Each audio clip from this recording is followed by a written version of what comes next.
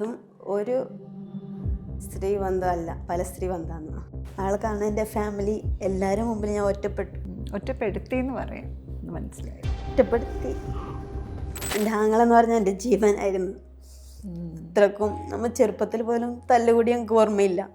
അങ്ങനെ അവരും പോലും മാനിപ്പുലേറ്റ് ചെയ്തിട്ട് ഇതേ കാര്യം ഒരു പുരുഷനാണ് സംഭവിച്ചിരുന്നെങ്കിൽ അവർക്ക് അറിഞ്ഞുകൂടാത്ത ഒരു വീട്ടിൽ ഒരു ചെക്കനെ വീട്ടിൽ കൊണ്ടുപോയി ആ വീട്ടിൽ താമസിപ്പിച്ച അപ്പോൾ ഒരു ദിവസം നിൽക്കും. ഇപ്പം ഇതൊക്കെ പറയാനുള്ള അഡ്വൈസ് തന്നെ, പെൺകുട്ടികളെ കല്യാണം എന്ന് വെച്ചിട്ട് എടുത്ത് ചാടാൻ പാടില്ല. ചെറിയ പെൺകുട്ടിയാണ് ഇത്, നിങ്ങൾ കാണാൻ പറ്റാഞ്ഞിട്ടാണ്. എന്നിട്ടും അവളുടെ വാക്കുകൾക്ക് എത്രത്തോളം മെച്യൂരിറ്റി ഉണ്ട്, എത്രത്തോളം സ്ട്രെങ്ത് ഉണ്ട് എന്ന് നിങ്ങൾ കേൾക്കണം.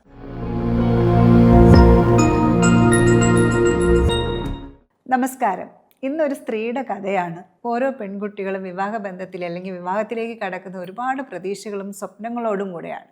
പക്ഷേ അവർ വിചാരിക്കാത്ത ലെവലിലേക്ക് അവരുടെ ജീവിതം മാറുമ്പോൾ അവരിൽ നിന്ന് ഏൽക്കുന്ന പീഡനങ്ങൾ, ഭർത്താവിൽ നിന്നോ ഭർത്താവിൻ്റെ വീട്ടുകാരിൽ നിന്നോ ഏൽക്കുന്ന പീഡനങ്ങൾ അവരെ മാനസികമായിട്ടും ശാരീരികമായിട്ടും തകർക്കുന്നത് നമ്മൾ കണ്ടിട്ടുണ്ട്. അപ്പോൾ നിങ്ങൾ അറിയുന്നത് മിക്കപ്പോഴും ഒരു ആത്മഹത്യയോ അല്ലെങ്കിൽ ഏതെങ്കിലും വലിയ ആപത്തിൽ പെട്ടതിന് ശേഷമായിരിക്കും സാധാരണ സമൂഹം അറിയുന്നത്. ആ സമയത്ത് അവർക്ക് വേണ്ടി മെഴുകുതിരി കത്തിക്കാനും അല്ലെങ്കിൽ അവർക്ക് വേണ്ടി ചാനൽ ചർച്ചയ്ക്ക് വേണ്ടിയിട്ട് നമ്മൾ മുതിരാറുണ്ട്. പക്ഷേ അതിൽ നിന്നൊക്കെ സർവൈവ് ചെയ്ത് പുറത്ത് വരുന്നവർ അല്ലെങ്കിൽ അതിൽ നിന്ന് അനുഭവിച്ചു കൊണ്ടിരിക്കുന്നവർക്ക് ഒരു കൈത്താങ്ങായി ഒരിക്കലും നമ്മൾ ആരും നിൽക്കാറില്ല. ഇന്ന് നമ്മളടുത്ത് സ്വന്തം കഥ പറയാൻ എത്തിയിരിക്കുന്നത് നമ്മളൊരു പെൺകുട്ടിയാണ്. കുട്ടിയുടെ ഞാൻ സ്ഥലവും വീടോ ഒന്നും ഞാൻ റിവീൽ ചെയ്യുന്നില്ല. നമസ്കാരം മനു. ഓക്കെ, നമുക്കിന്നിപ്പോൾ എന്താ ഒരു ലൈഫ് തന്നെ തുടങ്ങിക്കോളൂ. കുട്ടിക്കാലം, പഠിത്തം, പിന്നെ വിവാഹം. മോള് മുസ്ലിം സമുദായത്തിലാണല്ലോ. അപ്പോൾ നേരത്തെ കല്യാണം കഴിപ്പിക്കുന്നത് അവിടെ ഇതാണോ? എൻ്റെ അടുത്ത് പറഞ്ഞു 19-ാമത്തെ വയസ്സിലെന്ന് പറഞ്ഞിട്ട്. 19-ാമത്തെ വയസ്സിലാണ്. ഏത് വയസ്സിലായിരുന്നു കല്യാണം? കല്യാണം 19-ാമത്തെ വയസ്സിലാണ്. ഓക്കെ, ഏതുവരെ പഠിച്ചിരുന്നു? 2 വർഷം മുമ്പ് എൻഗേജ്മെൻറ്റ് കഴിഞ്ഞു. 17-ാമത്തെ വയസ്സിലാണ് കല്യാണത്തിൻ്റെ. ഓക്കെ, മേജർ ആവാൻ കാത്തിരുന്നു. കല്യാണത്തിന് തൊട്ടും താല്പര്യം ഉണ്ടായിരുന്നില്ല, പഠിക്കാനാണ് ആഗ്രഹം ഉണ്ടായിരുന്നത്. SLC കഴിഞ്ഞിട്ട് 1 ഇയർ കോഴ്സ് കംപ്ലീറ്റ് ചെയ്തിട്ട്. വീട്ടിൽ പറഞ്ഞോ എനിക്ക് പഠിക്കാനാണ് ആഗ്രഹം എന്നുള്ളത്? അതറിയാം, വീട്ടിൽ ഞാൻ പറഞ്ഞായിരുന്നു. കല്യാണം കഴിക്കുന്ന സമയത്ത് ഒരുപാട് പ്രപ്പോസൽ വന്നത് ആദ്യം ഞാൻ നിരസിക്കായിരുന്നു. അവസാനം ഉപ്പാൻ്റെ ഒരു സുഹൃത്തിൻ്റെ മകനെന്ന നിലക്കാണ് പ്രപ്പോസൽ വന്നത്. ആ സമയത്ത് പരിചയമുള്ളവരായിരുന്നു. അതെ, ഉപ്പാക്കപ്പയെ ബന്ധം വെച്ചിട്ടുള്ള പരിചയം മാത്രമേ ഉണ്ടായിരുന്നുള്ളൂ. കുറേ വർഷത്തിന് മുമ്പുള്ള പരിചയമാണ്. പക്ഷേ കല്യാണത്തിന് തുടക്കം നാൾ മുതൽ പ്രശ്നങ്ങളുണ്ടായിരുന്നു നിങ്ങൾ തമ്മിൽ? അയാൾക്ക് എത്ര പ്രായം ഉണ്ടായിരുന്നു? എന്നെക്കാൾ 6 വയസ്സിന് മൂത്തായിരുന്നു. ഓക്കെ ഓക്കെ, എബ്രോഡായിരുന്നു അല്ലേ? അതെ. ഓക്കെ, തുടക്കം മുതൽ പ്രശ്നങ്ങളുണ്ടായിരുന്നു. ഒട്ടും യോജിക്കാൻ പറ്റാത്തൊരു ബന്ധമായിരുന്നു തുടക്കം, അതോ പിന്നീടായിരുന്നു നിങ്ങൾ തമ്മിൽ പ്രശ്നം? തുടക്കം എന്നല്ല, കല്യാണം കഴിഞ്ഞിട്ട് ഒരു 4 മന്ത് കഴിഞ്ഞിട്ട് ആൾ തിരിച്ച് പോയി വിദേശത്ത്. 4-5 മന്ത്സ് ഉണ്ടായിന്. ആ സമയത്ത് വലിയ പ്രശ്നമൊന്നും ഉണ്ടായിട്ട് ഒരുവിധം പോകുന്നുണ്ടായിന്. അന്ന് എനിക്കൊന്നും ഒട്ടും മെച്ചൂർഡല്ല, ഒന്നും കാര്യം മനസ്സിലാക്കാനോ തിരിച്ചറിയാനോ അറിയാത്ത പ്രായമാണ്. ആരെന്താ പറയുന്ന ഒന്നും മനസ്സിലാവില്ല. ഞാൻ ഒരു കുട്ടി പ്രായം എന്ന് പറയുന്നില്ല, അത് ഒന്നും തിരിച്ചറിയാൻ പറ്റാത്ത പ്രായം. പക്ഷെ കല്യാണം കഴിഞ്ഞപ്പോൾ മുതൽ തന്നെ ഞാൻ കയറിപ്പോയ വീട്ടിൽ ഞാനൊരു 10-30-40 വയസ്സ് കഴിഞ്ഞൊരു ലേഡി എങ്ങനെയാണെന്ന് പെരുമാറുന്നത് അതുപോലെയാണ് എന്നോട്. അവർ വലിയൊരു ഗേളായിട്ട് കരുതുന്നത്. നമ്മൾ വീടും വീട്ടുകാരെയൊക്കെ വിട്ടിട്ട് പോകുന്നതാണ്. വെറും 19 വയസ്സുമാണ് ഒരു പെൺകുട്ടിക്ക്. അവിടെ പോയപ്പോഴേക്കും അവരുടെ രീതികൾ എങ്ങനെയായിരുന്നു? ഉള്ള ഉത്തരവാദിത്തങ്ങളെല്ലാം എടുക്കുന്ന വലിയൊരു സ്ത്രീയായിട്ട് കരുതിക്കൊണ്ട്. കല്യാണം കഴിഞ്ഞ് പിറ്റേ ദിവസം അവിടെ പോയ ആദ്യത്തെ ദിവസം തന്നെ എൻ്റെ രാവിലെ എൻ്റെ അടുത്ത് പറഞ്ഞത്, അവിടെ ഒരുപാട് ആൾക്കാരുണ്ടായിരുന്നു, കല്യാണം വീടല്ലേ. അപ്പോൾ ഒരുപാട് ആണുങ്ങളും പെണ്ണുങ്ങളും മുതിർന്നവരും ജോലിക്ക് ആളുണ്ടായിട്ടും എൻ്റെ അടുത്താണ് കുക്കിംഗ് ചെയ്യാൻ പറഞ്ഞത് ആദ്യമായിട്ട്. പിറ്റേ ദിവസം രാവിലെ തന്നെ.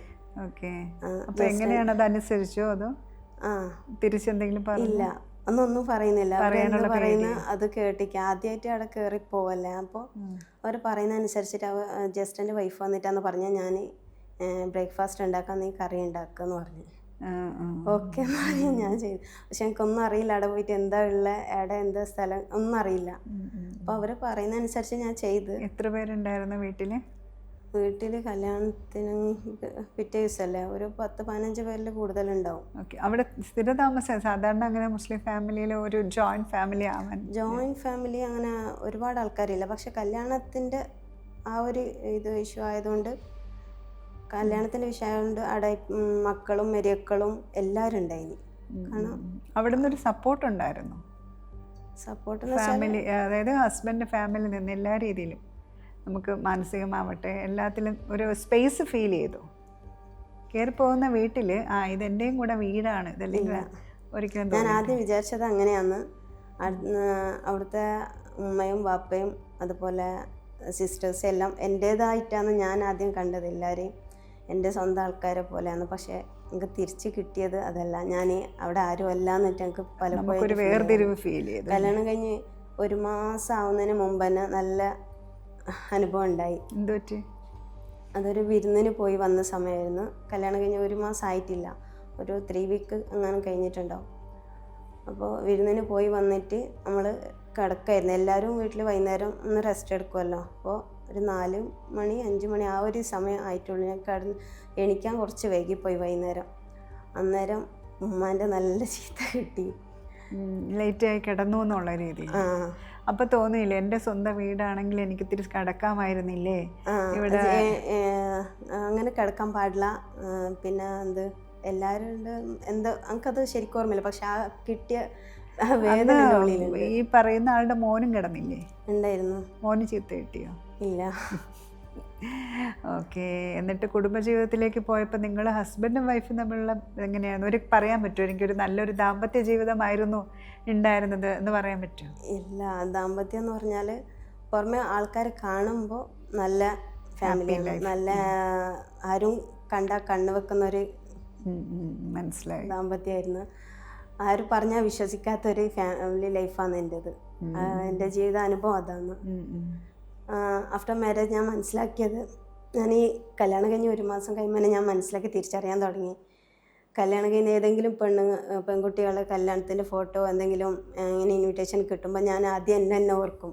അതായത് കല്യാണം കഴിയുന്ന സമയത്ത് നമ്മൾ നല്ല ഹാപ്പി ആയിട്ടുണ്ടാവും. കയറി ചെല്ലുന്ന വീട്ടിനെ പറ്റി നമുക്കൊന്നും അറിയില്ല.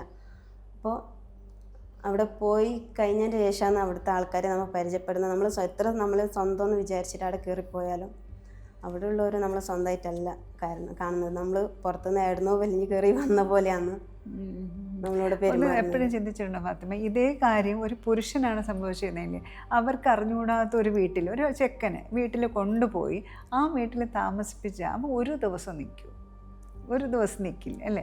അപ്പം നമ്മളൊരു പുറത്തുനിന്ന് വരുന്ന പെണ്ണ് ആ ദിവസം തന്നെ അങ്ങ് മേർജ് ആയിക്കോളണം. അവരെ വീട്ടിലാരാണ് അമ്മ സ്വന്തം അമ്മയെ പോലെ ആവണം, അങ്ങനെ പറഞ്ഞു. അപ്പോൾ ഈ സിസ്റ്റം ഒക്കെ മാറേണ്ടതുണ്ട്. ഫാത്തിമ പറഞ്ഞോളൂ. അത് ഞാൻ പറഞ്ഞതെന്ന് വെച്ചാൽ, കല്യാണം കഴിയുന്ന പെൺകുട്ടികളുടെ ഫോട്ടോ അല്ലെങ്കിൽ ഇൻവിറ്റേഷൻ കാണുന്ന സമയത്ത് എൻ്റെ ഉള്ളിൽ വരുന്ന ഒരു വേദന എന്ന് പറഞ്ഞാൽ, ഇപ്പോൾ കാണുന്ന ഈ സന്തോഷം ആഫ്റ്റർ മാരേജ് ഉണ്ടാവില്ലല്ലോ, ജീവിതം പോയില്ലേ, ആ ഒരു ഇതാണ്. മാരേജ് എന്ന് പറയുന്ന ട്രോമ പോലെ അതിൻ്റെ ശേഷം ഏത് തോന്നിയിരുന്നു, വേണ്ടിയില്ലായിരുന്നു പലപ്പോഴും തോന്നിയിട്ടുണ്ട്. ഇപ്പോഴും തോന്നുന്നുണ്ട്. ഇപ്പൊ എനിക്ക് പറയാനുള്ള അഡ്വൈസ് തന്നെ, പെൺകുട്ടികളെ കല്യാണം എന്ന് വെച്ചിട്ട് എടുത്ത് ചാടാൻ പാടില്ല. പെൺകുട്ടികളെ മാത്രമേ പാരൻസ് ആയാലും നിർബന്ധിക്കാൻ പാടില്ല എന്ന് ഞാൻ പറയുന്നു. അവർക്ക് അവരുടേതായ ഒരു സമയം എത്തുമ്പോൾ അവർക്ക് സ്വന്തം കാലിൽ നിൽക്കാൻ പറ്റുന്ന മെച്ചൂർഡ് ആയ സമയത്തെ കല്യാണത്തിന് ചെയ്യാൻ പറ്റും. പക്ഷേ പെൺപിള്ളേർക്ക് പലപ്പോഴും വോയിസ് ഉണ്ടാവില്ല, പ്രത്യേകിച്ച് മുസ്ലിം കമ്മ്യൂണിറ്റി ആകുമ്പോഴേക്കും തീരെ നമുക്ക് ഒരു വോയിസ് ഇല്ലല്ലോ അവർക്ക്. എന്നിട്ട് നിങ്ങളുടെ പ്രശ്നങ്ങൾ എപ്പോഴാണ് തുടങ്ങിയത്? അതായത് ഹസ്ബൻഡും വൈഫും തമ്മിലുള്ള ഇഷ്യൂസ്? ഹസ്ബൻഡ് നല്ല സ്നേഹം, കാര്യങ്ങൾ, കെയറിങ് ഒക്കെ ഉണ്ടായിരുന്നു. പക്ഷേ ഹസ്ബൻഡിൻ്റെ ഫാമിലി എന്ന് പറയുന്നത് പെങ്ങന്മാർ ഭയങ്കരമായിട്ട് ബാക്കിൽ ടോർച്ചർ ചെയ്യുന്നുണ്ടായിനി, ബ്രെയിൻ വാഷ് ചെയ്യുന്നുണ്ടായിനി, ഇന്റർഫിയർ ചെയ്യുന്നുണ്ട് നിങ്ങളുടെ ലൈഫിൽ. ഹസ്ബൻഡിന് അങ്ങനെ ചെയ്യാൻ പാടില്ല, ഇങ്ങനെ ചെയ്യാൻ പാടില്ല, ഞാൻ ഒന്നിച്ച് നടക്കാൻ പാടില്ല, ഇരിക്കാൻ പാടില്ല, ഒന്നിച്ച് ഭക്ഷണം കഴിക്കാൻ പാടില്ല. ആള് എവിടെ പോകുമ്പോഴേലും എന്നെ കൂട്ടി പോകുന്നെങ്കിൽ അത് എൻ്റെ എന്താ ആവശ്യം, ഓളെന്തിനാണ്, ഓക്ക് എന്താ ആവശ്യമുണ്ട്, എനിക്ക് പോയാൽ പോരെ. നിങ്ങളുടെ ലൈഫിലേക്ക് ഇടപെട്ടുകൊണ്ടിരുന്നു അല്ലേ? നിരന്തരമായിട്ട് ഇത് കേട്ട് പ്രശ്നങ്ങൾ കൂടാൻ കാരണം ഹസ്ബൻഡ് അതിന് അവരോട് തിരിച്ചൊന്നും പറയല്ല, നേരെ മറിച്ച് എൻ്റെ അടുത്താന്ന് പറയല്, അവർക്ക് ഇഷ്ടമല്ല നീ വരുന്നത്, അതുകൊണ്ട് ഞാൻ പോയിട്ട് വരാം. ഓക്കെ. അപ്പോൾ അവിടെ ഒഴിവാക്കും. അതെ. അപ്പം ആദ്യം ഞാൻ അതൊന്നും വലിയ മൈൻഡ് ചെയ്തില്ല. പിന്നെ എൻ്റെ മനസ്സിലെനിക്ക് തോന്നി തുടങ്ങി, ആൾക്ക് തിരിച്ചൊന്ന് പറഞ്ഞൂടെ, എൻ്റെ പെണ്ണാന്ന്, ഞാൻ പോകുന്നിടത്ത് ഞാൻ കൂട്ടിക്കൊണ്ട് പോകാണ്ട് വേറെ ആരും കൂട്ടി പോകാനില്ല. അത് ഈ ആണുങ്ങൾ പറയില്ല, അവർ ഉമ്മാൻ്റെ ചെല്ലക്കുഞ്ഞായിട്ട് വളരും. പെങ്ങന്മാരുടെ മനസ്സിലായി. ഒരു ചെണ്ടയെ പോലെയാണ് ശരിക്കും പറഞ്ഞാൽ. കല്യാണം കഴിഞ്ഞ് എന്ത് നേടി? പ്രത്യേകിച്ച് പറയാനൊന്നുമില്ല, ജീവിതം പഠിച്ച അത്രയേ ഉള്ളൂ. പിന്നെ നിങ്ങളിപ്പം ഒരു ബന്ധം എനിക്കിത് വേണ്ട എന്ന് പറഞ്ഞ് തീരുമാനിക്കാൻ വേണ്ടിയിട്ട് 2 കുഞ്ഞുങ്ങളായല്ലേ? 2 എത്ര വയസ്സുണ്ട് കുട്ടികൾക്ക്? മൂത്തോട്ടിക്ക് 10 വയസ്സുണ്ട്. 10 വയസ്സുണ്ട്. ഇളയാൾക്ക്? ഇളയ 5. അപ്പം ഞാൻ ചോദിക്കുന്നതെന്ന് വെച്ച് കഴിഞ്ഞാൽ ഒരു പോയിന്റ് എത്തുമല്ലോ മിക്കപ്പോഴും സ്ത്രീകൾക്ക്, ഇനി അത് വേണ്ട, ഇറ്റ്സ് ഇനഫ്, ഞാൻ സഹിച്ചു എന്ന് പറഞ്ഞു. അപ്പോൾ ഇതുവരെ ഭർത്താവ് നിന്ന് പിരിയാനുള്ള റീസൺ ഫാത്തിമ പറഞ്ഞില്ല. അതെന്താണ്? കല്യാണം കഴിഞ്ഞിട്ട് ആള് ഞാൻ പറഞ്ഞ ഗൾഫിൽ പോയത് ശേഷം 1 വർഷം നന്നായിട്ട് തന്നെ പോയി. 1 വർഷത്തിന് ശേഷം ആൾ നാട്ടിലേക്ക് തിരിച്ചു വന്നു. എന്നിട്ട് ഒരാഴ്ച 2 ആഴ്ച എങ്ങാനോ ആ ലൈഫ് നന്നായിട്ട് പോകുന്നുണ്ടായിന്. അത് കഴിഞ്ഞിട്ട് ആൾ വീണ്ടും ഞാൻ വിചാരിക്കാത്ത തരത്തിൽ ആളുടെ സ്വഭാവങ്ങളെല്ലാം പെരുമാറ്റമെല്ലാം മാറാൻ തുടങ്ങി, എന്നെ വേദനിപ്പിക്കാൻ തുടങ്ങി, ഒരുപാട് ഹേർട്ട് ചെയ്ത്. അത് എല്ലാ കാര്യങ്ങൾക്കും ശരിക്കും ഇപ്പോൾ ഓർമ്മയില്ല, കാരണം അന്നൊന്നും ഞാൻ മൈൻഡ് ചെയ്യാത്ത ഇങ്ങനെ എല്ലാം ഒരു തമാശയായിട്ട് വിടുന്നുണ്ട്. എത്ര എന്നെ ചീത്ത വിളിച്ചാലും ആരെന്ത് പറഞ്ഞാലും തിരിച്ച് ചിരിച്ച് കാണിക്കുന്ന ഒരു പ്രകൃതമായിരുന്നു. ആരോടൊന്നും തിരിച്ച് സംസാരിക്കാല, ഒന്നും നെഗറ്റീവായിട്ടൊന്നും എൻ്റെ മൈൻഡിൽ വരെയില്ല. ആരെങ്കിലും പറഞ്ഞു തന്നിട്ട് വേണം അങ്ങനെയാന്ന് അവർ പറഞ്ഞു തന്നിട്ട് ഞാൻ മനസ്സിലാക്കാൻ. എനിക്ക് അറിയുന്നുണ്ടായിരുന്നില്ല, അവർ ഹേർട്ട് ചെയ്യാന്ന് പോലും മനസ്സിലാവില്ല. അവരെന്ത് പറഞ്ഞാലും അത് അവർക്കും അറിയാം, എന്ത് പറഞ്ഞാലും അവള് തിരിച്ചു പറയുന്നില്ല, അത് അവർ പരസ്പരം പറയുകയും ചെയ്യുന്നുണ്ട്. അത് കഴിഞ്ഞിട്ട് ഇപ്പം ഇദ്ദേഹം എന്താ മാനസിക പീഡനമാണല്ലേ ഏറ്റവും കൂടുതൽ? ഒരു 1-2 വർഷത്തിന് ശേഷമാണ് ആൾക്ക് അഫെയറിൻ്റെ കാര്യം ഞാൻ അറിയുന്നത്, വേറെ ബന്ധമുള്ള കാര്യം. അത് എങ്ങനെ അത് എടുത്തു എന്ന് വെച്ചാൽ ഇറ്റ്സ് സോ പെയിൻഫുൾ. നമ്മൾ ഭയങ്കരമായിട്ട് സ്നേഹിക്കുന്ന ഭർത്താവിൽ നിന്ന് ഇങ്ങനെ. അപ്പം എൻ്റെ ലോകം എന്ന് പറയുന്നത് എൻ്റെ ഹസ്ബൻഡായിരുന്നു, എൻ്റെ എല്ലാമായിരുന്നു. എൻ്റെ ഫാമിലിനേക്കാളും ഞാൻ എൻ്റെ ഹസ്ബൻഡിനെ അത്രയും കൊണ്ട് നടന്നതാണ്. കാരണം നമുക്ക് പറയുമല്ലോ, പെൺമക്കൾ, അതായത് ആൺമക്കളുടെ ഉമ്മാൻ്റെ കാലടിയിലാണ് സ്വർഗം, പെൺമക്കൾക്ക് ഹസ്ബൻഡാണ്. നമ്മുടെ ഇസ്ലാമിൽ അങ്ങനെയാണ് പറയുന്നത്. അപ്പോൾ അതുപോലെ തന്നെ ആയിരുന്നു ഞാൻ. അതോർത്ത് അതേപോലെ ജീവിക്കുക. എന്തെന്നോട് എന്നെ എത്ര ഹേർട്ട് ചെയ്താലും ഞാൻ ഓർക്കൽ എൻ്റെ ഹസ്ബൻഡല്ലേ, ഭർത്താവല്ലേ. ഇത് ഭയങ്കരമായിട്ട് സഹിക്കാൻ പറ്റാത്ത വേദന ഉണ്ടായി. അങ്ങനെ കരുതിയിട്ട് ഞാൻ എല്ലാം പൊരുത്തപ്പെടുമായിരുന്നു. എന്ത് ചെറിയ ചെറിയ ഇഷ്യൂകൾ ഉണ്ടെങ്കിലും ഞാനത് മൈൻഡ് ചെയ്യുന്നുണ്ടായിരുന്നില്ല. ഹസ്ബൻഡാന്ന് എന്നെ തന്നെ ഞാൻ സ്വയം സമാധാനിപ്പിച്ച്, ഹസ്ബൻഡല്ലേ സാരില്ല എന്ന് പറഞ്ഞു. ഈ റിലേഷൻഷിപ്പ് വന്നപ്പോഴും അതും പൊരുത്തപ്പെട്ടു പോയി. അതും പെണ്ണെന്ന് പറയണ എല്ലാം ക്ഷമിച്ച് സഹിച്ചു പോകണം, സ്വർഗം. അതിന് ഒരു റീസൺ കൂടി എൻ്റെ ഫാമിലി എന്ന് പറയുന്നത് എൻ്റെ ഫാമിലി ബാക്ക്ഗ്രൗണ്ട് കൂടി ആലോചിച്ചിട്ടാണ്. അതായത് ഞാൻ എന്ത് പറഞ്ഞാലും എൻ്റെ ഫാമിലിയിൽ എന്നെ അംഗീകരിക്കാൻ നിൽക്കല. കാരണം അവരുടെ ഒരു കല്യാണം കഴിഞ്ഞു, പിന്നെ ഹസ്ബൻഡാന്ന് പെണ്ണാന്ന്, അനുസരിക്കണം, അടങ്ങണം, ഒതുങ്ങണം, കുറച്ചൊക്കെ അഡ്ജസ്റ്റ് ചെയ്യണം എന്നൊക്കെ പറയും. അത് അത്രേ ഉണ്ടാവുള്ളൂ. കല്യാണം കഴിഞ്ഞ മൊമെന്റോടുകൂടെ എല്ലാം തീർന്നു, ബന്ധങ്ങളൊക്കെ. അതുകൊണ്ട് തന്നെ ഞാൻ ഈ ഫാമിലിനൊന്നും അറിയിക്കുന്നുണ്ടായിരുന്നില്ല. എൻ്റെ എന്ത് ഇഷ്യൂടെ എന്ത് ഞാൻ സഹിക്കുകയാണെങ്കിലും ഒരു കാര്യം ഞാൻ എൻ്റെ ഫാമിലിയിൽ നിന്ന് സപ്പോർട്ട് കിട്ടിയില്ല. ഇല്ല, ഫാമിലി സപ്പോർട്ട് എന്ന് പറഞ്ഞാൽ ആദ്യമെല്ലാം ഞാൻ പറഞ്ഞിട്ടൊന്നും അറിയുന്നല്ല. എല്ലാം എൻ്റെ ചെറിയ ചെറിയ ഇഷ്യൂസ് ഉണ്ടെങ്കിൽ ഹസ്ബൻഡാണ് എൻ്റെ ഫാമിലിനെ വിളിച്ചറിയിക്കൽ. എൻ്റെ ഉമ്മാനെ വിളിച്ചറിയിക്കും, എൻ്റെ സിസ്റ്റേഴ്സിനെ വിളിക്കും. ഇങ്ങനെ അവർ ഈ പറയുന്ന കേട്ടിട്ടാണ് അവർ നമുക്കിടയിലുള്ള പ്രശ്നം അറിയുന്നത്. എന്താ നമുക്കെതിരെയുള്ള അലിഗേഷൻ എന്താണ്, കുറ്റപ്പെടുത്തുന്നത് എന്താണ്? അവള് പ്രശ്നക്കാരിയാണ്, അവളെ സമാധാനം തരുന്നില്ല, പ്രത്യേകിച്ചിട്ട് പറയാനൊന്നുമില്ല. പറയല് വീട്ടിൻ്റെ കാര്യമാണ്. അതായത് ഉറങ്ങല്, പിന്നെ മക്കളെ നോക്കുന്നില്ല, ഇങ്ങനെയുള്ള പറയാനായിട്ടൊന്നുമില്ല. അപ്പം എന്തെങ്കിലും ചെറിയ ചെറിയ ഇഷ്യൂസ് ഉണ്ടെങ്കിൽ അതാണ് പറയുന്നത്. എൻ്റെ ആടെ ഞാൻ അനുഭവിക്കുന്ന കാര്യങ്ങളൊന്നും ഓർ അറിയണ്ട, ഞാൻ എന്തെങ്കിലും നേരിടുന്നുണ്ടോ അറിയുന്നില്ല. എന്നോട് ഇങ്ങോട്ടുള്ള പെരുമാറ്റം എന്തെന്നിട്ട് വേണ്ട, ഞാൻ തിരിച്ചെങ്ങനെയാണ് പെരുമാറുന്നത് അതാണ് ഹൈലൈറ്റ് ആയിട്ട് എടുക്കല്. ഞാൻ അനുഭവിക്കുന്നൊന്നും അവർ അറിയാൻ താല്പര്യപ്പെടുന്നില്ല. മക്കളെ നോക്കണില്ല എന്ന് പറഞ്ഞ് ഞാൻ വേറെയും കേട്ടിട്ടുണ്ട്. ഒരു കാര്യം എന്ന് വെച്ച് കഴിഞ്ഞാൽ, ഒരു കുഞ്ഞ് ജനിക്കുമ്പോഴാണ് ഒരു അമ്മയും ജനിക്കുന്നത്, പിന്നെയാണ് നമ്മൾ പഠിച്ച് കുഞ്ഞിനെ എങ്ങനെയാണ് നോക്കേണ്ടതെന്നൊക്കെ വെച്ച് വരുന്നത്. അതിൻ്റെ ഇപ്പം മക്കളെ നോക്കുന്നില്ല എന്നുള്ളത് ഒരുപാട് മിക്ക പുരുഷന്മാരും ഭാര്യമാർക്കെതിരെ പറയുന്നത് മനസ്സിലാവാത്ത കാര്യമാണ്. മക്കളെ നോക്കുന്നില്ല എന്ന് ഉദ്ദേശിക്കുന്നത് ഇവർ എങ്ങനെയാണെന്ന് നോക്കേണ്ടത് നിനക്കറിയാം. എന്നാൽ ഇവർ നോക്കണം. ഒരു 2 മിനിറ്റ് പോലും ഇവർ സമാധാനമായിട്ട് കുട്ടികളുടെ കൂടെ നിൽക്കാനോ ഉള്ളവരുണ്ട് എന്നാലും ഞാൻ പറയും. ഇതിൻ്റെ ഇടയിൽ ഞാൻ പറഞ്ഞതന്നേ ഉള്ളൂ. എന്നിട്ട് എന്തായി പിന്നെ ഫാത്തിമ ബാക്കിയുള്ള അത് കല്യാണത്തിന് ശേഷം ഞാൻ പറഞ്ഞത് 2 വർഷത്തിന് ശേഷമാണ് ഞാൻ ആളുടെ അഫെയർ കാര്യങ്ങൾ അറിയുന്നത്. ആദ്യം ഒരു ബന്ധം കണ്ടുപിടിച്ചതല്ല, എൻ്റെ കണ്ണിൽ പെട്ടതാണ്. ഞാൻ അറിയാണ്ട് എൻ്റെ കണ്ണിൽ പെട്ട് അത് ഞാൻ ഈ ചോദ്യം ചെയ്ത് എന്താ സംഭവം എന്ന് ചോദിക്കുന്ന സമയത്ത് ആദ്യം സമ്മതിച്ചില്ല. പിന്നീട് ഓക്കെ സമ്മതിച്ച് പൊരുത്തം ചോദിച്ച് ഇനി അങ്ങനെ ഉണ്ടാവില്ല സത്യം പിടിച്ച് എല്ലാം ചെയ്ത് ഞാനും ആ തെളിവെല്ലാം നശിപ്പിച്ച് എൻ്റെ കണ്ണിൽ കണ്ട തെളിവ് ഞാൻ കാണിച്ചു കൊടുത്ത് അതോടെ തീർത്ത് ഒഴിവാക്കി. ഞാനും മനസ്സിൽ നിന്നെല്ലാം ഒഴിവാക്കി. ആള് ശരിയാവുമെന്ന് വിചാരിച്ച് കുറച്ച് കഴിഞ്ഞിട്ട് അടുത്തത് വീണ്ടും അങ്ങനെ വീണ്ടും 1, 2, 3, 4 എല്ലാം കഴിഞ്ഞ് ഇപ്പം ശരിക്കും പറഞ്ഞാൽ എനിക്ക് തന്നെ കണക്കില്ല. അങ്ങ് പോയി. അതും ഒരു സ്ത്രീ ബന്ധമല്ല, പല സ്ത്രീ ബന്ധമാണ്. അതല്ല, ഇതിനെക്കുറിച്ച് ചോദിക്കുമ്പോൾ ആൾ എന്താ മറുപടി പറയണത്? ആണുങ്ങളാണെങ്കിൽ ഇങ്ങനെയൊക്കെ തന്നെ എന്നാണോ അവരെ വീട്ടുകാരും അവരും പറയുന്നത്? വീട്ടുകാരെ ഞാൻ അറിയിക്കുന്നുണ്ടായിരുന്നില്ല. ആദ്യമൊക്കെ ഞാൻ മാത്രം ഹാൻഡിൽ ചെയ്യുന്നുണ്ടായിരുന്നു. ആളുടെ അടുത്ത് ഞാൻ തന്നെ ഉപദേശം കാര്യങ്ങൾ പറയും, നമ്മുടെ ലൈഫിനെ പറ്റി പറഞ്ഞു കൊടുക്കും. നമ്മുടെ ലൈഫിൻ്റെ മുന്നോട്ടുള്ള നമ്മുടെ ലക്ഷ്യം എന്താണ്, ജീവിത കാര്യങ്ങളെല്ലാം ഞാനിങ്ങനെ പറഞ്ഞിട്ട് തെറ്റായ വഴിക്ക് പോകുന്നതിനെ പറ്റി ഞാൻ പറയും, മക്കളുടെ കാര്യം പറയും. അങ്ങനെ പറഞ്ഞിട്ട് ആൾ തെറ്റ് ആദ്യം സമ്മതിച്ചില്ല, പിന്നെ സമ്മതിക്കും. ഇങ്ങനെ അറിയാണ്ട് പറ്റിപ്പോയതാണ്, ഇനി ഉണ്ടാവില്ല എന്ന് പറയും. അതായത് നമ്മൾ അവരെ കാര്യങ്ങൾ പറഞ്ഞ്, അതും 6 വയസ്സിന് താഴെയുള്ള 8 വയസ്സ് എത്ര വയസ്സിന് താഴെയുള്ളൊരു കുട്ടി അവരെ പറഞ്ഞ് മനസ്സിലായോ ഇതൊക്കെ തെറ്റാണ്, ഇതൊക്കെ കുടുംബമാണ്, നമ്മൾ പറഞ്ഞ് മനസ്സിലാക്കി കൊടുക്കേണ്ട കാര്യം. പിന്നെ വേറൊരു കാര്യമെന്ന് വെച്ച് കഴിഞ്ഞാൽ ഇവരുടെ ഏറ്റവും വലിയ ഇതെന്ന് വെച്ചാൽ ഇപ്പോൾ ഇവരെ അമ്മയെടുത്തോ വീട്ടുകാരെടുത്തോ ആരെങ്കിലും പറഞ്ഞു കഴിഞ്ഞാൽ ഇവരുടെ ഒരു രീതിയുണ്ട്. ആണാണെങ്കിൽ ഇങ്ങനെയൊക്കെ ചെയ്യും, ആമ്പിള്ളേരൊക്കെ ആകുമ്പോൾ ഇങ്ങനെയൊക്കെ തന്നെ നമ്മൾ സഹിച്ചോളണം. അതായത് നല്ലോണം പ്രശ്നമായ സമയത്ത് ആദ്യമൊക്കെ ഞാൻ തന്നെ പൊരുത്തപ്പെടുമായിരുന്നു. അവസാനം ഞാൻ നന്നാവുമെന്ന് വിചാരിച്ചെടുത്തുന്ന ആള് വീണ്ടും മാറി. എൻ്റെ വിശ്വാസം വീണ്ടും തെറ്റിച്ച്. അപ്പോൾ പിന്നെ എനിക്ക് തോന്നി അത് വിശ്വാസം തെറ്റിന് 10 വർഷം കഴിഞ്ഞു. കല്യാണം കഴിഞ്ഞിട്ട് ഇങ്ങനെ പോകുന്നുണ്ടായിരുന്നു, തട്ടിമുട്ടി ഇങ്ങനെ ഒരുവിധം പോകുന്നുണ്ടായിരുന്നു. 10 വർഷത്തിന് ശേഷം ആൾ ഇത് കണ്ടിന്യൂ ചെയ്യുന്ന സമയത്ത് എനിക്ക് തോന്നി ഇനി ഇങ്ങനെ പറ്റില്ല. മാനസികമായിട്ട് എങ്ങനെയായിരുന്നു അവസ്ഥ?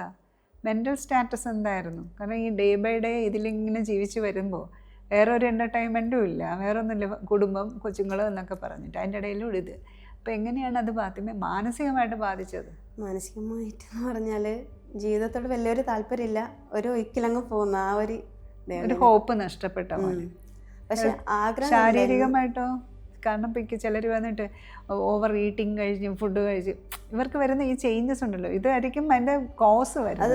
അത് ശരിക്കും അനുഭവിച്ചിട്ടുണ്ട്. അതായത് ഈ ടെൻഷന് ഈ കാര്യങ്ങളെല്ലാം ഞാൻ ഉള്ളിൽ ഒതുക്കി ജീവിക്കുന്നത് കൊണ്ട് തന്നെ ഒരുപാട് ഹെൽത്ത് ഇഷ്യൂസ് ഉണ്ടായിരുന്നു. ഹോർമോണൽ ചേഞ്ച് ഉണ്ടായി, PCOD, തലവേദന, അതുപോലെ എല്ലാവിധ തലേന്ന് കാല് വരെയുള്ള എല്ലാ അസുഖങ്ങളും ഉണ്ടായിരുന്നു എനിക്ക്. ഹോസ്പിറ്റലിൽ പോകാനോ ഡോക്ടറെ കാണിക്കാനോ ഭയങ്കര മടിയായിരുന്നു.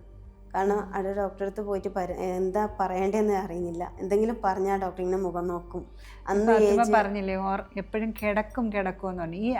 ഈ കിടക്കുന്നതൊക്കെ ഒരു ഡിപ്രഷൻ്റെ ഒരു ലെവലെന്നാണ് പറഞ്ഞത്. ഞാൻ സൈക്കാട്രിസ്റ്റ് അല്ല, എന്നാലും എനർജി ഒക്കെ നഷ്ടപ്പെട്ട് കിടക്കണമെന്ന് തോന്നിക്കൊണ്ടിരിക്കും. അപ്പോൾ ഇത് കാണുന്നവർ നോക്കുമ്പോൾ ഇത് എപ്പോഴും സ്ഥിരമായിട്ട് ടാബ്ലറ്റ് കഴിക്കുമായിരുന്നു. ഈ പെയിൻ കില്ലർ എന്ന് പറഞ്ഞാൽ നല്ല പവറുള്ള പെയിൻ കില്ലർ തന്നെ എടുത്ത് കഴിക്കും. അത് ഡോക്ടർ തലവേദന സ്ഥിരമായിട്ടുണ്ടായിരുന്നു, മൈഗ്രെയിൻ്റെ. കാരണം ഇത്രയും ടെൻഷൻ ഒറ്റക്ക് അനുഭവിക്കുന്നതുകൊണ്ട് തന്നെ 2 ദിവസം ഇടവിട്ട് അങ്ങ് തലവേദന വരും. ആ വന്ന 1 വീക്ക് 10 ഡേയ്സ് കണ്ടിന്യൂസ് ആയിട്ട് ഉണ്ടായിരുന്നു. ഒരുപാട് നേരിട്ടതാണ്. അപ്പോൾ പിന്നെ ഇതൊരു പോയിന്റിൽ വന്നിട്ട് ഇതല്ല ഞാൻ ഡിസേർവ് ചെയ്യുന്ന ജീവിതം, ഇതല്ല എൻ്റെ ജീവിതം എന്ന് തീരുമാനിച്ചിട്ട് ഇറങ്ങേണ്ട ഒരവസ്ഥ എപ്പോഴാണ് തോന്നിയത്? ഇയാളുടെ ഇങ്ങനെ എക്സ്ട്രാ റിലേഷൻഷിപ്പ് അങ്ങ് കയ്യിൽ നിന്ന് പോയി അതൊരിക്കലും നിർത്തുന്നില്ല എന്നതാണോ, അതോ വേറെ എന്തെങ്കിലും? അവസാനം എന്ന് പറഞ്ഞാൽ ഞാൻ പറഞ്ഞാൽ 10 വർഷത്തിന് ശേഷം ഈ ആളുടെ വീണ്ടും നമുക്ക് കണ്ട സമയത്ത് ഇങ്ങനത്തെ ചാറ്റും കോളും അപ്പം എനിക്ക് തോന്നി ഇനി ഇയാൾ നന്നാവുന്നില്ല. ഇതിനിപ്പോൾ ഞാൻ പറഞ്ഞിട്ട് ഇയാൾ നന്നാവാൻ പോകുന്നില്ല എന്നൊക്കെ മനസ്സിലായി, തിരിച്ചറിഞ്ഞ് ഞാൻ. അതുകൊണ്ട് ഞാൻ വിചാരിച്ചു ഇനി ഫാമിലി അറിഞ്ഞിട്ട് ഇതിൻ്റെ സീരിയസ്നെസ് മനസ്സിലാക്കിയിട്ടെങ്കിൽ ആൾ നന്നാവും എന്ന് വിചാരിച്ച് ഞാൻ ഫാമിലി അറിയിച്ച്. നമ്മുടെ ഫാമിലി? 2 ആളുടെ ഫാമിലി. എൻ്റെ ഫാമിലി ഏകദേശം അറിയായിരുന്നു. കാരണം എൻ്റെ ഫാമിലിയിലുള്ള ഒരു പെൺകുട്ടിയായിട്ട് ആൾ ചാറ്റ് ചെയ്യുന്നുണ്ടായിരുന്നു. അത് ഞാൻ അറിഞ്ഞു തന്നെ. അറിഞ്ഞെന്ന് വെച്ചാൽ എൻ്റെ ഫാമിലി ആയതുകൊണ്ട് ഓൾക്ക് എന്നെ നന്നായിട്ട് അറിയാമല്ലോ. ഓള് എൻ്റെ ബ്രദറിൻ്റെ അടുത്ത് കാര്യം പറഞ്ഞിട്ട് ബ്രദറാണ് ആളടുത്ത് ചാറ്റ് ചെയ്യുന്നുണ്ടായിരുന്നത്, എൻ്റെ സ്വന്തം. അത് ഇതുവരെ ആൾക്കറിയില്ല, ഇപ്പോഴും അറിയില്ല ആ ചാറ്റ് ചെയ്തത് എൻ്റെ സ്വന്തം ബ്രദറാണ്. ഓക്കെ ഓക്കെ, മനസ്സിലായി. കാരണം ആളുടെ ഐഡിയയിലാണ് എൻ്റെ ബ്രദർ ചാറ്റ് ചെയ്യുന്നുണ്ടായിരുന്നത്. അപ്പോൾ അതുകൊണ്ട് തന്നെ ഫാമിലിക്ക് അറിയാം. പക്ഷെ ഞാനത് ആളെ അറിയിക്കാണ്ട്, ആളെ അറിഞ്ഞെന്ന് പറഞ്ഞാൽ ആളുടെ ഇമേജിന് തകരാറ് വരാതിരിക്കാൻ വേണ്ടിയിട്ട്, ആൾക്ക് വിഷമാവാതിരിക്കാൻ വേണ്ടി അതും ഒരു നൈസായിട്ട് തന്നെ ഞാനും അത് സോൾവ് ചെയ്ത്. നമ്മളൊന്നും അറിയാത്ത വിധത്തിൽ ഞാൻ വേറെ ഒരാളെ കൊണ്ട് ഇങ്ങനെ ആളുടെ മറ്റേ പെണ്ണിൻ്റെ ഫാമിലിയിൽ നിന്ന് അറിഞ്ഞത് പോലെ ഒന്ന് സംസാരിച്ചിട്ട് അതിനെ തീർത്തതാണ്. പക്ഷെ ആൾക്കറിയില്ല എൻ്റെ ഫാമിലി ഇത് അറിയുമെന്ന് പറഞ്ഞിട്ട്. അങ്ങനെ 2 ഫാമിലിനെ കൂട്ടിയിട്ട് ഞാൻ എൻ്റെ കാര്യം സംസാരിച്ച് കുറച്ചൊക്കെ തെളിവ് എൻ്റെ കയ്യിലുണ്ടായിരുന്നു. പക്ഷെ അതെല്ലാം കാണിച്ച് സംസാരിച്ച സമയത്ത് ഹസ്ബൻഡിൻ്റെ ഫാമിലി മൊത്തം ഹസ്ബൻഡിനെ സപ്പോർട്ട് ചെയ്യും. തെളിവൊന്നും ഇത് പോരാ, ഈ തെളിവൊന്നും പോരാന്ന്, അവിടെ മോന് നല്ല മോന, അങ്ങനെ ചെയ്യില്ല, അങ്ങനെയൊന്നും ഉണ്ടാവില്ല. അയാൾ എന്താ പറയുന്നത്, ഹസ്ബൻഡ് എന്താ പറയണേ ഈ റിലേഷൻഷിപ്പിനെ കുറിച്ച്? അതും ഒന്നുമില്ല, ഒന്നും കാഷ്വൽസ് നിനക്ക് തോന്നുന്നതാണ്. ആദ്യം ഞാൻ മാത്രം സംസാരിക്കുന്ന സമയത്ത് എൻ്റെ അടുത്ത് പൊരുത്തപ്പെട്ട് മുന്നോട്ട് പോകാനുള്ളൊരു ആൾ ഓക്കെ ആണെങ്കിലും, എൻ്റെ അടുത്ത് കാര്യം സമ്മതിച്ചിട്ടുണ്ടെങ്കിലും, ഈ പബ്ലിക് എല്ലാ ഫാമിലിയിൽ അറിയിച്ചതിന് ശേഷം അത് മാത്രമല്ല ആൾക്ക് ഫാമിലിൻ്റെ സപ്പോർട്ട് കൂടി കിട്ടി. ഇത് അറിഞ്ഞിട്ടും ഫാമിലി ഒന്നും എതിർത്ത് പറഞ്ഞില്ല. തെറ്റ് അവർക്ക് മനസ്സിലായി, ആൾക്ക് ധൈര്യം കിട്ടി. ആൾക്ക് ഫാമിലിക്ക് മനസ്സിലായിട്ടുണ്ട് മോൻ്റെ ഭാഗത്ത് തെറ്റുണ്ടെന്ന്, പക്ഷെ അവർ സമ്മതിക്കുന്നില്ല. ആ തെറ്റുണ്ട് അതിനെ തിരുത്തി കൊടുത്തിരുന്നെങ്കിൽ ഒരു പക്ഷെ ആൾ തിരിച്ച് ചിന്തിക്കാൻ എന്തെങ്കിലും ഒരു ഇടമുണ്ടാവട്ടേന്നു. പക്ഷെ നേരെ മറിച്ചിട്ട് ആളുടെ ഫാമിലി ഫുൾ സപ്പോർട്ടാന്ന് ആൾക്ക് മനസ്സിലായതോടെ ആൾ നേരെ എല്ലാ കാര്യവും എൻ്റെ തലയിലിട്ട്, ഞാനാ തെറ്റുകാരി, ആൾ ഇതുവരെ ചെയ്ത് കൂട്ടി എല്ലാ തെറ്റും ഞാൻ ചെയ്ത പോലെയാണ്. എനിക്ക് അതിൻ്റെ ശേഷം എനിക്ക് ആരും വിളിക്കാൻ പാടില്ല, എൻ്റെ ഫ്രണ്ട്സോ ഫാമിലീസ് ആരും, എൻ്റെ ആര് കോൾ വന്നാലും ആരാ വിളിച്ചത്, ബാക്കിയുള്ള ആളും പണിഷ്മെന്റ് സ്വീകരിക്കണം. എൻ്റെ വീട്ടിൽ നിന്ന് എൻ്റെ സ്വന്തം ഉമ്മ വിളിച്ചവരെ രാത്രി 10 മണീൻ്റെ സമയത്ത് ഒരു ദിവസം ഞാൻ ഉമ്മാൻ്റെ അടുത്ത് സംസാരിക്കുന്നുണ്ടാവും. 10-11 മണി ആ ഒരു സമയത്ത് എന്തോ ആവശ്യത്തിന് വേണ്ടി ഞാൻ സംസാരിക്കും. ഉമ്മാൻ്റെ അടുത്ത് സംസാരിച്ച അതേ ഫോണിൽ തന്നെ എൻ്റെ അനിയത്തിൻ്റെ അടുത്ത് സംസാരിച്ചു. അങ്ങനെ കുറച്ച് നീണ്ടുപോയി കോള്. എന്നിട്ട് ഹസ്ബൻഡ് ആ സമയത്ത് വിളിച്ചിട്ട് ഈ പാതിരക്കാർ വിളിച്ചേ, ഞാൻ ഉമ്മ എന്ന് പറയുമ്പോൾ ഉമ്മക്ക് ഈ സമയത്ത് എന്താ ആവശ്യം? അതായത് നമുക്കവിടെ ഒരു റൈറ്റും ഇല്ല. വയലൻസ് എന്ന് പറയുന്നതേ ഒരു അടി അല്ല, ഇങ്ങനെ തരുന്ന ഓരോ അടികളും, മാനസികമായി തരുന്ന ഓരോ അടികളും ഇറ്റ്സ് വയലൻസ്. മനസ്സിലായില്ലേ? അങ്ങനെ എൻ്റെ ഫ്രണ്ട്സ് വിളിക്കാൻ പാടില്ല. ഓളെന്തിനു വിളിച്ച് എന്തെങ്കിലും എൻ്റെ ഫ്രണ്ട് ആരെങ്കിലും വിളിച്ചെന്ന് പറഞ്ഞാൽ ഓളെന്തിനു വിളിക്കുന്നത്, ഓളെന്ത് സംസാരിച്ച, ഞാൻ എന്താ സംസാരിക്കുന്നത് അതെല്ലാം ആളുടെ അടുത്ത് പറയണം. ഒരു കോളോ ഒരു റിലേഷനോ ഒന്നും ഉണ്ടാവാൻ പാടില്ല. ഞാൻ എവിടെയും പോകാൻ പാടില്ല. ഞാൻ ഒന്ന് പുറത്തിറങ്ങണമെങ്കിൽ ആളെ പെർമിഷൻ വേണം. എനിക്കെന്തെങ്കിലും ആവശ്യമുണ്ടെങ്കിൽ ചോദിക്കണം. അതെന്തിനാ, എന്തിനും ഞാൻ എന്ത് ചെയ്യുന്നുണ്ടെങ്കിൽ എല്ലാത്തിനും ഒരു ക്വസ്റ്റ്യനാണ്. ഫിനാൻഷ്യൽ സപ്പോർട്ട്, ചൈൽഡ് സപ്പോർട്ടൊക്കെ തരുന്നുണ്ടോ? ഫിനാൻഷ്യൽ എന്ന് പറഞ്ഞാൽ ആൾ മറ്റുള്ളവരെ കാണിക്കാൻ വേണ്ടിയിട്ട് ഇടും. പക്ഷേ എനിക്കെന്ന് പറഞ്ഞിട്ട് ഒരു സ്പെഷ്യലായിട്ടൊന്നും ഉണ്ടാവാറില്ല. അതായത് ഇപ്പോൾ ഒരു 50,000 രൂപ ഇട്ട് കഴിഞ്ഞാൽ അത് അവിടെ നിന്ന് പോകും. ഇങ്ങനെ ഫാത്തിമ പറഞ്ഞു കണ്ടാണ്. പക്ഷെ നോക്കുമ്പോൾ 50,000 ഇട്ടു, പക്ഷെ 10 രൂപ പോലും ഫാത്തിമയ്ക്ക് എടുക്കാൻ പറ്റത്തില്ല. മന്ത്ലി 50 തികഞ്ഞിട്ടില്ല, ചിലപ്പോൾ 30, 40, 50 ഇങ്ങനെ ഇടും. ഇട്ട് ബാക്കിൽ സ്ക്രീൻഷോട്ട് മറ്റേ നമ്പറോ അല്ല സ്കാനറോ അയച്ച് പറയും, ഈ നമ്പറിലേക്ക് ഇത്ര അയച്ചു കൊടുക്കും, ഈ നമ്പറിൽ ഇത്ര അയച്ചു കൊടുക്കും. വന്നിട്ട് 24 മണിക്കൂർ പോലും എൻ്റെ അക്കൗണ്ടിൽ ക്യാഷ് നിൽക്കൂല. പക്ഷെ നോക്കണ സമയത്ത് എന്താ, നമ്മളിപ്പോ കോർട്ടിൽ തന്നെ നോക്കുമ്പോൾ മെയിൻ്റനൻസ് തന്നിട്ടുണ്ട്. ആള് പറഞ്ഞു പരത്തുന്നത് ഞാൻ ഒരു മാസം 50, 60 അയച്ചു കൊടുക്കുന്നുണ്ട്, ഓള് എന്ത് ചെയ്യുന്നതെന്ന് അറിയില്ല. ഇതെന്ന് വെച്ച് കഴിഞ്ഞാൽ ഒറ്റപ്പെട്ട സംഭവമല്ല. അതാണ് എനിക്ക് തമാശ പറഞ്ഞത്. ഇത് മിക്കപ്പോഴും സ്ത്രീകൾക്ക് വരുന്നതാണ്. ഇടുന്നുണ്ടോ എന്ന് വെച്ചാൽ ഇടുന്നുണ്ട്, പക്ഷെ അതിൽ നിന്ന് 5 പൈസ എടുക്കാനും പറ്റുന്നില്ല. പിന്നെ അതിൽ കൊടുത്തിട്ട് എല്ലാവർക്കും അയച്ചു കൊടുത്തിട്ട് അതിൽ ചിലപ്പോൾ 3000, 4000 ബാക്കി ഉണ്ടെങ്കിൽ അതുകൊണ്ട് ഞാൻ ഒരു മാസം തള്ളി നിൽക്കണം, എൻ്റെ 2 മക്കളെയും കാര്യം പിള്ളേരെ വെച്ചിട്ട് സ്വന്തം കാര്യങ്ങൾ നോക്കിയിട്ട്. അതാണ് ആ സമയത്ത് കാര്യം ഇതുവരെ പറഞ്ഞില്ല, പിരിയാൻ്റെ ഒരു അവസ്ഥയിലേക്ക് എത്തിയത്. പിന്നെ ഇത് ടോർച്ചറാണ്. ഇപ്പോൾ അതിൻ്റെ ശേഷം ഞങ്ങൾക്കൊരു എന്ത് തോന്നി, ഞങ്ങൾക്ക് എന്തെങ്കിലും കൗൺസിലിങ്ങിന് പോയി. കൗൺസിലിങ്ങിന് ഒരുപാട് ചെയ്തതാണ്, പക്ഷേ കൗൺസിലിംഗ് ചെയ്തിട്ടും കാര്യമില്ലാന്ന് തോന്നി. കാരണം ആളുടെ സ്റ്റാൻഡിൽ തന്നെയാണ്, ആര് പറഞ്ഞാലും മാറുന്നില്ല. എന്തായാലും നനഞ്ഞു കുളിച്ചിട്ട് കയറാന്നുള്ള ഒരു ആറ്റിറ്റ്യൂഡ്.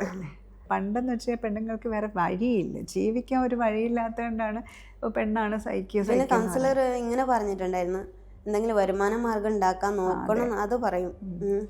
പക്ഷെ അതും ഹസ്ബൻഡ് സമ്മതിക്കില്ല. ഞാൻ ഫിനാൻഷ്യൽ ഞാൻ ഓക്കെ ആവാൻ പാടില്ല. എൻ്റെ ഗോൾഡ് കാര്യങ്ങളെല്ലാം ആദ്യമെല്ലാം, അതായത് ആള് മറ്റുള്ളവരുടെ മുമ്പിൽ കൈനീട്ടണ്ടെന്ന് വിചാരിച്ചിട്ട് ഞാൻ തന്നെ എല്ലാ സ്വർണ്ണവും ആദ്യം എടുത്ത് കൊടുക്കും. അങ്ങനെ കൊടുത്ത് എല്ലാം വിറ്റ് അവസാനം ഡെയിലി യൂസിൻ്റെ ഉള്ള അതും എടുത്ത് കൊടുത്ത് കയ്യിലിരുന്ന സ്വർണവും പോയി, എല്ലാം പോയി. അവസാനം ആള് ഇട്ട് തിരിച്ച് പണിയാൻ തുടങ്ങി. പക്ഷെ ഞാൻ തിരിച്ചറിയുന്നത് എല്ലാം പോയതിൻ്റെ ശേഷമാണ്. ഞാൻ സ്വയം നഷ്ടപ്പെടുത്തിയ കാര്യങ്ങൾ ഞാൻ തിരിച്ചറിയുന്നത്. സന്തോഷം, കാരണം ചിരിച്ചുകൊണ്ട് പറയുന്നുണ്ടല്ലോ. കാരണം അതിൽ നിന്ന് ആ ഊണ്ടൊക്കെ ഉണങ്ങി പുറത്തേക്ക് വരുന്ന ആൾക്ക് അതൊന്ന് ചിരിച്ചോണ്ട് നമുക്ക് പറയാൻ പറ്റുള്ളൂ. മറ്റേ നോക്കുമ്പോൾ അങ്ങനെ ചെറിയ പ്രായത്തിൽ കല്യാണം കഴിച്ചു, 2 കുട്ടികളായി, ഹോപ്പും നഷ്ടപ്പെട്ടു, കയ്യിലൊന്നും ഗോൾഡും പോയി. മനസ്സിലാവുന്നുണ്ടോ? അത് കഴിഞ്ഞ് ഞാൻ എല്ലാം എന്ന് വെച്ചാൽ എല്ലാം ഞാൻ ഒറ്റക്ക് തന്നെ എന്തും നേരിടാനൊരു മെൻറ്റാലിറ്റി ആയിരുന്നു എൻ്റെ.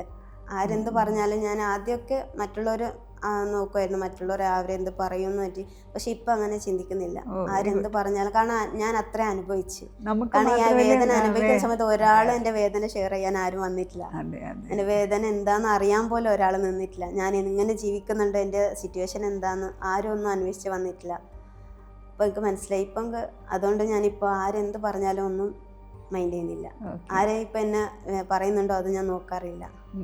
ഇപ്പോഴത്തെ ജീവിതം എങ്ങനെയാണ്? നിങ്ങളിപ്പോൾ സെപ്പറേറ്റ് ആയല്ലേ? ലീഗലി അല്ല, അല്ലാതെ മാറി താമസിക്കുന്നല്ലേ? ഇപ്പോൾ മനസ്സുകൊണ്ട് സെപ്പറേറ്റ് ആയിട്ട് മാസങ്ങളായി, വർഷമായി. പക്ഷെ എന്നാലും ലീഗലി ഒരുമിച്ച് തന്നെയാണ്. ഓക്കെ. അപ്പം ഞാനൊരു കാര്യം ചോദിക്കട്ടെ, നമുക്കിപ്പം മാരേജ് കൊണ്ട് എന്ത് നേടി എന്ന് ഞാൻ നേരത്തെ ചോദിച്ചല്ലോ. അപ്പോൾ അങ്ങനെ ഒരു മാരേജ് ഇല്ലായിരുന്നുവെങ്കിൽ, ഒരു 19 വയസ്സിൽ കല്യാണം പിടിച്ച് കഴിക്കാതിരുന്നെങ്കിൽ ഇപ്പോഴത്തെ ഫാത്തിമ എങ്ങനെയാവുമായിരുന്നു? ഇതിനേക്കാളും ബെറ്റർ ആവുമായിരുന്നോ? അല്ലോ എന്തായിരിക്കും ഒന്ന് ചിന്തിച്ചിട്ടുണ്ടോ? ഞാൻ പഠിക്കുമായിരുന്നു, അത് ഉറപ്പാണ്. ഉറപ്പായിട്ടും അല്ലേ? പഠിച്ച് ഒരു നിലയിലെത്തുമായിരുന്നു. അത് കല്യാണത്തിന് മുമ്പേ എൻ്റെ ഒരു സ്വപ്നമായിരുന്നു. നമുക്ക് കല്യാണത്തിന് മുമ്പ് നമുക്ക് പഠിച്ചിട്ട് എൻ്റെ സ്വന്തം നമുക്ക് പറയാൻ പറ്റുന്ന ഒരു വരുമാനം ഉണ്ടാക്കുന്ന ഒരു ജോലി എനിക്ക് വേണം വന്നിട്ട്. അതായത് അന്ന് എനിക്ക് ആഗ്രഹം ഉണ്ടായിരുന്നു, കല്യാണം കഴിയുന്നതിന് മുമ്പ് തന്നെ എനിക്ക് വരുമാനം ഉണ്ടാക്കിയിട്ട് എൻ്റെ ക്യാഷ് എൻ്റെ ഉമ്മാക്കും ഉപ്പാക്കും കൊടുക്കണം. എൻ്റെ സ്വന്തം ഞാൻ അധ്വാനിച്ച് ഉണ്ടാക്കുന്ന ക്യാഷ് ഉമ്മാൻ്റെ ഉപ്പാൻ്റെ കയ്യിൽ വെച്ച് കൊടുക്കണം എന്നൊക്കെ ആഗ്രഹം. പക്ഷെ അത് ഇതുവരെ എനിക്ക് സാധിച്ചില്ല. ഇവിടെ ഇപ്പോഴത്തെ കാര്യം എന്ന് വെച്ചാൽ ഞാൻ ഫിനാൻഷ്യലി ഒന്നും നേടാൻ പാടില്ല, പഠിക്കാൻ പാടില്ല. ഞാനിപ്പോൾ പഠിക്കാൻ വേണ്ടി ട്രൈ ചെയ്യുന്നുണ്ട്, ജോലിക്ക് ട്രൈ ചെയ്യുന്നുണ്ട്. കാരണം എനിക്ക് കടം വാങ്ങിയിട്ടും എല്ലാവരെയും മുമ്പിലും കൈനീട്ടി ജീവിക്കാൻ എനിക്ക് തീരെ താല്പര്യമില്ലാത്തതാണ്. അപ്പോൾ സ്വന്തമായിട്ട് എന്തെങ്കിലും ഏർണിങ്സ് ഉണ്ടാക്കണം എന്ന് ആഗ്രഹമുണ്ട്. പക്ഷേ ആൾ തീരെ സപ്പോർട്ടല്ല. ആളോട് ചോദിക്കാനും പാടില്ല. ആൾ പറയുന്നതാണെങ്കിൽ ഞാൻ ഈ ജോലിക്ക് പോകാമെന്ന് പറയുമ്പോൾ എനിക്ക് എന്താ ആവശ്യമുണ്ട്, എല്ലാ ആവശ്യം ഞാൻ ചെയ്തു തരുന്നില്ലേ. മറ്റുള്ളവർക്ക് എന്നെ പറ്റി എല്ലായിടത്തും പറഞ്ഞ് പരത്തുന്നതും അതാണ്. ഞാൻ ഇത്ര അയച്ചു കൊടുക്കുന്നുണ്ട്, ഇത്ര ക്യാഷ് കൊടുക്കുന്നുണ്ട്. പക്ഷേ സത്യം പറഞ്ഞാൽ എൻ്റേതെന്ന് പറഞ്ഞിട്ട് അതിലൊരു ക്യാഷ് ഉണ്ടാവാറില്ല. അതുമാത്രമല്ല, എനിക്ക് തരുന്ന ക്യാഷിൻ്റെ കണക്ക് എല്ലാവരുടെ അടുത്ത് പറയുകയും ചെയ്യും. ഞാൻ അത്ര കൊടുക്കുന്നുണ്ട്, ഞാനത് ചെയ്ത് കൊടുക്കുന്നുണ്ട്. അത് ഇങ്ങനെ ഒരു ഭിക്ഷ എടുത്ത് ജീവിക്കും പോലെയാണ്. ഒരു ആത്മാഭിമാനത്തിന് ബാധിക്കുന്ന പോലെ ഫീൽ ചെയ്യും. പക്ഷെ അത് ഇവർ മനസ്സിലാക്കുന്നില്ല, നമുക്ക് എത്രത്തോളം അത് ഹേർട്ട് ചെയ്യുന്നുണ്ട്, നമ്മളെ മനസ്സിന് എത്ര മാത്രം അത് വേദന ഉണ്ട്. കാരണം ഒന്നിച്ച് ജീവിക്കുന്ന ഒരു ഹസ്ബൻഡ് ആൻഡ് വൈഫ് ഒന്നിച്ച് ജീവിക്കുന്ന സമയത്ത് പരസ്പരം മനസ്സിലാക്കിയിട്ട് പരസ്പര ബഹുമാനത്തോടെ ജീവിക്കേണ്ടത് ഞാൻ മനസ്സിലാക്കിയെടുത്തോളം. പക്ഷെ നമ്മുടെ ലൈഫിൽ അത് തീരെ ഉണ്ടായിട്ടില്ല. അതെ, ഒരാൾ വന്നിട്ട് ഇപ്പം പ്രത്യേകിച്ച് സ്ത്രീകൾ ജോലിക്ക് പോകുമ്പോൾ പറയണത് എൻ്റെ ആവശ്യം എന്താ, ഞാൻ ഉണ്ടാക്കുന്നില്ലേ, എനിക്ക് ഫാമിലി എന്ന് പറയുന്നത് അതാണ്. പക്ഷെ അത് മനസ്സിലാക്കുന്നില്ല. ആ ആഗ്രഹം ഞാൻ മനസ്സിലാക്കുന്നു. അവൻ അധ്വാനിച്ച് തരുന്നില്ലേ, അതും നിനക്ക് പോരെ, എനിക്ക് ദൂർത്താന്ന് അങ്ങനെയല്ല എന്ന് പറയുന്നത്. പക്ഷേ എന്തുകൊണ്ടാണ് അങ്ങനെ ഒരു തോട്ട് വരാൻ കാര്യം? എനിക്കും എന്തെങ്കിലും ഒരു 10 രൂപയാണെങ്കിൽ എനിക്കും സ്വന്തമായിട്ട് ഉണ്ടാക്കണം എന്നൊരു ചിന്ത തുടങ്ങി കുറേ നാൾ കൊണ്ടാണോ, അതോ പണ്ട് മുതലേ ഉള്ളതാണോ, അതോ ഇയാളെ ഡിപ്പെൻഡ് ചെയ്യേണ്ടി വന്നത്? ഞാൻ അത് കൊടുക്കുന്നുണ്ട്, ഞാൻ ഇത് കൊടുക്കുന്നുണ്ട്, ഈ എല്ലാവരുടെ വിളിച്ച് പറയാം. അപ്പോൾ നമുക്ക് തോന്നും നമ്മളൊരാവശ്യം നടക്കുന്നുമില്ല, ആളാണെങ്കിൽ നമുക്ക് തരുന്നെന്ന് പറയുകയും ചെയ്യുന്നുണ്ട്. അപ്പോഴാണ് നമുക്ക് തോന്നുന്നത് നമുക്ക് സ്വന്തമായിട്ട് എന്തെങ്കിലും, അതായത് നമ്മുടെ കൈ ചിലവിന് എന്തെങ്കിലും നമുക്ക് ആരെങ്കിലും ചിലപ്പോൾ ആരും കണ്ടാൽ നമുക്ക് കൊടുക്കാൻ നമ്മളെ കയ്യിൽ ചിലപ്പോൾ ഒന്നും ഉണ്ടാവില്ല. പുറമേ കാണുമ്പോൾ നല്ല റിച്ചാന്ന്, ഫാമിലി ഹസ്ബൻഡ് ഭയങ്കര സപ്പോർട്ടീവാന്ന്. പക്ഷെ നിൻ്റെ കയ്യിൽ സത്യം പറഞ്ഞാൽ 0 ബാലൻസ് ആയിരിക്കും. ആരെങ്കിലും എന്തെങ്കിലും ചില സമയത്ത് എന്തെങ്കിലും ചോദിക്കുമ്പോൾ നമുക്ക് ഇല്ലയെന്ന് പറയാൻ പറ്റുന്നില്ല. അവിടെ ഹസ്ബൻഡിൻ്റെ അടുത്ത് ചോദിക്കാനും പറ്റില്ല. ചോദിച്ചാൽ കിട്ടൂല. അല്ലെങ്കിൽ എന്തിനാന്ന് കുറെ ക്വസ്റ്റ്യൻ Question വരും, അതാണ്. അതിന്റെ ആവശ്യം എന്താന്ന് പറഞ്ഞിട്ട്. ഒരുപാട് ക്വസ്റ്റ്യൻ വരും, അതിന് ആൻസർ കൊടുക്കേണ്ടി വരും. അപ്പോൾ ഇപ്പൊ നമുക്ക് പറഞ്ഞ ചോദിക്കാനും ഈ മടി വരും. കഥകള് എല്ലാം മിക്കവാറും മലയാളി സ്ത്രീകൾക്ക് മനസ്സിലാവും. വീട്ടിൽ ജോലി ഇല്ലാതെ നിൽക്കുന്ന, വീട്ടു ജോലിക്കെന്നല്ല ഉദ്ദേശിച്ചത്, വീട്ടിൽ ജോലിയില്ലാതെ അല്ലെങ്കിൽ സ്വന്തമായിട്ട് വരുമാനമില്ലാത്ത എല്ലാ സ്ത്രീകൾക്കും ഇപ്പം മോള് പറഞ്ഞത് മനസ്സിലാവും എത്രത്തോളം ഒന്നും. പക്ഷെ മറ്റുള്ളവർ വിചാരിക്കുമ്പോൾ എന്താ, ഭർത്താവ് ജോലി ചെയ്യുന്നില്ലേ, അവർക്ക് എന്തിൻ്റെ കുറവാണ്, ഏതിൻ്റെ കുറവാണ് എന്നുള്ളത്. പക്ഷെ ആത്മാഭിമാനം എല്ലാവരും സ്വന്തം വരുമാനം ഉണ്ടാക്കാൻ വേണ്ടിയിട്ട്, അതാണ് എൻ്റെ സ്വന്തമായിട്ട് എന്തെങ്കിലും വരുമാനം ഉണ്ടാക്കണം എന്നുള്ള ഒരു ഉദ്ദേശത്തിലാണ്. നിങ്ങൾക്ക് പഠിക്കണം ആദ്യമൊന്നും, കാരണം പറയത്തക്ക ക്വാളിഫിക്കേഷൻസ് ഒന്നും ഇല്ല. എന്തെങ്കിലും ജോലി കിട്ടാൻ മാത്രം അത്ര എളുപ്പത്തിൽ നമുക്ക് മാന്യമായിട്ട് ജോലി ചെയ്യാൻ പറ്റിയൊരു, നമുക്കൊരിടെ ഇപ്പോഴത്തെ സിറ്റുവേഷൻ നമുക്ക് എവിടെ വിശ്വസിച്ച് കയറാൻ പറ്റില്ല. അപ്പം നമുക്കങ്ങനെ എവിടെയെങ്കിലും കംഫർട്ടായി തോന്നിയ ജോലി ചെയ്യാമെന്ന് വെച്ചാൽ ഹസ്ബൻഡ് സമ്മതിക്കുന്നില്ല. ഹസ്ബൻഡ് മാത്രമല്ല, ഫാമിലിയും സമ്മതിക്കുന്നില്ല. എന്തിനാന്നുള്ള ചോദ്യം. ഒരു കാര്യം അറിയോ, 18 കഴിഞ്ഞ ഒരാൾക്ക് ആരുടെയും സമ്മതം ആവശ്യമില്ല എന്ത് പഠിക്കണം ഏത് പഠിക്കണമെന്ന്. നമ്മളിവിടെ പെട്ടുപോകുന്നത് ഫിനാൻസിലാണ്, സാമ്പത്തികം ഇല്ലാത്തത് വന്നിട്ട്. എന്ത് പഠിക്കണമെന്നാണ് ഫാത്തിമ ഉദ്ദേശിക്കുന്നത്? ഇപ്പോൾ ഞാൻ SLC കഴിഞ്ഞതേ ഉള്ളൂ, +2 വരെ ചെയ്തില്ല. അപ്പോൾ ഇപ്പോൾ +2 പഠിക്കണമെന്ന് ആഗ്രഹമുണ്ട്, എഴുതിയെടുക്കണമെന്ന്. അത് കഴിഞ്ഞിട്ട് അതിനനുസരിച്ചിട്ടുള്ള ഇത് നോക്കണമെന്നുണ്ട്. ഇപ്പോഴത്തെ സിറ്റുവേഷനിൽ എനിക്ക് പഠിക്കാനും പറ്റുന്നില്ല. എൻ്റെ മൈൻഡ് ഒട്ടും ഓക്കെ അല്ല, നമുക്ക് ഒന്നിലും ഫോക്കസ് ചെയ്യാൻ തെറാപ്പി എടുക്കുന്നുണ്ടോ? എങ്ങനെ? തെറാപ്പി, കൗൺസിലിംഗ് എന്തെങ്കിലും? കൗൺസിലിങ്ങിന് പോയായിരുന്നു. പക്ഷേ കൗൺസിലിങ്ങിന് പോയിട്ടും എൻ്റെ മൈൻഡ് ഓക്കെ ആണല്ലോ. ഈ പ്രശ്നം എൻ്റെ തലയിൽ ഇങ്ങനെ ഓരോ ദിവസം ഞാനിങ്ങനെ പുറത്തിറങ്ങുന്നത് വരെ വിളിക്കാമെന്ന്. എന്നെ വിളിക്കുന്നില്ല, മറ്റുള്ളവരെ വിളിച്ച് പറയാന്ന്, ഓളെ എവിടെ പോയി എന്ന് ചോദിക്കുക, ആരെ കൂടെ പോകുന്ന, എന്നിട്ട് വിളിച്ച് ചോദിക്കൽ ഇന്ന് ആരെ കൂടെ പോയതാന്ന്. ഞാൻ എന്തെങ്കിലും ആവശ്യത്തിന് പുറത്തിറങ്ങിയ ആരെ കാണാൻ പോയതാ, ആരെ കൂടെ പോയതാ, ഈ ചോദ്യം കേൾക്കുമ്പോൾ ശരിക്കും നമ്മുടെ ഉള്ളിലെ കുത്തും. അതെ, നമുക്കൊന്നും ചെയ്യാൻ പറ്റുന്നില്ല ആ സമയത്ത്, നമുക്ക് ഇറങ്ങാനും പറ്റുന്നില്ല. പക്ഷെ ആ കേട്ട് പക്ഷെ ഇപ്പം എൻ്റെ മനസ്സ് മരവിച്ച പോലെയാണ്. അതുകൊണ്ട് ഇപ്പം എന്ത് ചെയ്യാനും ഒരു മടിയില്ല. എത്ര ദൂരം വേണമെങ്കിലും ഒറ്റയ്ക്ക് പോകാന്നുള്ളൊരു മെൻറ്റാലിറ്റിയാണ്. ആ ധൈര്യം കിട്ടിയിട്ടുണ്ട്. പക്ഷേ അതുകൊണ്ട് ഞാൻ ഈ വേദനയിൽ നിന്ന് ഞാൻ പഠിച്ചൊരു പാഠം എന്ന് വെച്ചാൽ, നമുക്ക് സ്വന്തം കാലിൽ നിൽക്കാനൊരു ശക്തി കിട്ടിയിട്ടുണ്ട്. എന്തും ചെയ്യാം. ഇപ്പം ഞാൻ SLC ഉള്ളൂ എങ്കിലും ഞാൻ നേടും, ഞാൻ ജീവിക്കും, സ്വന്തമായിട്ട് നിൽക്കാം എന്നുള്ള രീതിയിൽ അല്ലേ വന്നിട്ട്. നമ്മളെ കാണുന്നവർക്കുള്ളൊരു മെസ്സേജ് എന്ന് പറഞ്ഞാൽ, എൻ്റെ ജീവിതത്തിൽ ഞാൻ പഠിച്ച പാഠം, നമ്മൾ ആരെയും ഡിപ്പെൻഡ് ചെയ്തിട്ട് ജീവിക്കാൻ വേണ്ടി നിൽക്കുക, ആരെയും കാത്തിക്കാൻ പാടില്ല ജീവിക്കാൻ വേണ്ടിയിട്ട്. നമുക്ക് ഏത് സിറ്റുവേഷനും തരണം ചെയ്ത് മുന്നോട്ട് പോകാൻ നമുക്ക് പറ്റും. നമ്മൾ മാത്രം വിചാരിക്കണം, ആരും അല്ലെങ്കിൽ ഓരോ വന്നിട്ട് നമ്മളെ സംരക്ഷിക്കും. നമുക്ക് ഉപ്പ ഉണ്ടാവും, ആങ്ങളമാരുണ്ടാവും, ഫാമിലി ഉണ്ടാവും, ഫ്രണ്ട്സ് ഉണ്ടാവും. ആരെയും നമ്മൾ കാത്തിരിക്കേണ്ട, ഹസ്ബൻഡ് ഉണ്ടാവും.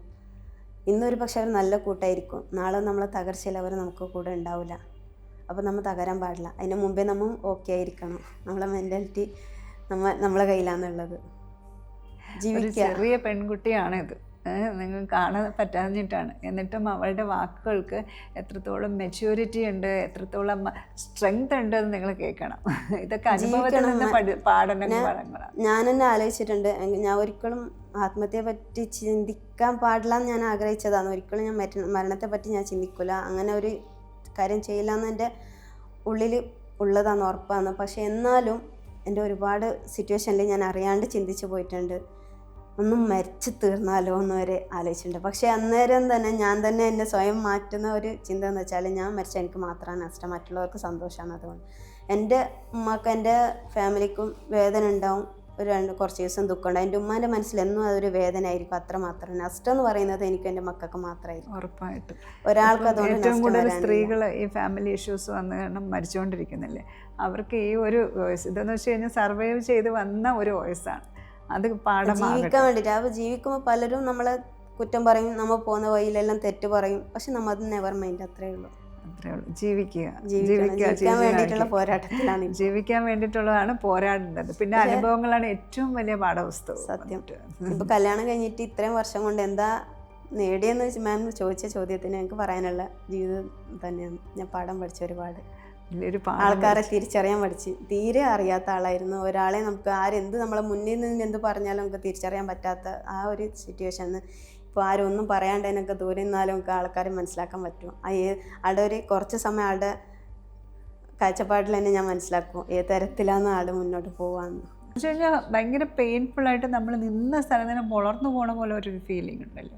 ഇപ്പം ഫാത്തിമ പറഞ്ഞ പോലെ ഇയാൾക്ക് വേറെ എക്സ്ട്രാ റിലേഷൻഷിപ്പ് ഉണ്ടായിരുന്നു, നമ്മൾ ഒരുപാട് സ്നേഹിച്ച ഒരാൾ, അതും ഓക്കെ ആവാം. അതല്ല നമുക്ക് വന്നിട്ട് അയ്യോ ഞാനും ആരും അല്ലേ, വീട്ടിൽ എനിക്ക് സ്പേസ് ഇല്ലേ എന്ന് പറഞ്ഞു, അല്ലെങ്കിൽ വേണ്ട തോന്നുന്നു. അങ്ങനെ ഉണ്ട്. അതായത് ഇപ്പം ഞാൻ മാമിൻ്റെ പറഞ്ഞ ഇഷ്യൂ ആവും, അതുകൊണ്ടാണ്. ഏതാ ഞാൻ പറഞ്ഞാലും ഹസ്ബൻഡ് വേറെ റിലേഷൻ ഫാമിലിയിൽ ഇഷ്യൂ ഉണ്ടാക്കി. ഈ ഫാമിലി ഇഷ്യൂ ഉണ്ടാക്കി ഞാൻ വീട്ടിൽ വന്നെന്ന് പറഞ്ഞില്ല, എൻ്റെ ആങ്ങളമാരും എൻ്റെ കാരണവരെല്ലാം വന്ന് എൻ്റെ ആങ്ങളുടെ അടുത്തുനിന്ന് എനിക്ക് അടി കിട്ടി. എന്ന് വെച്ചാൽ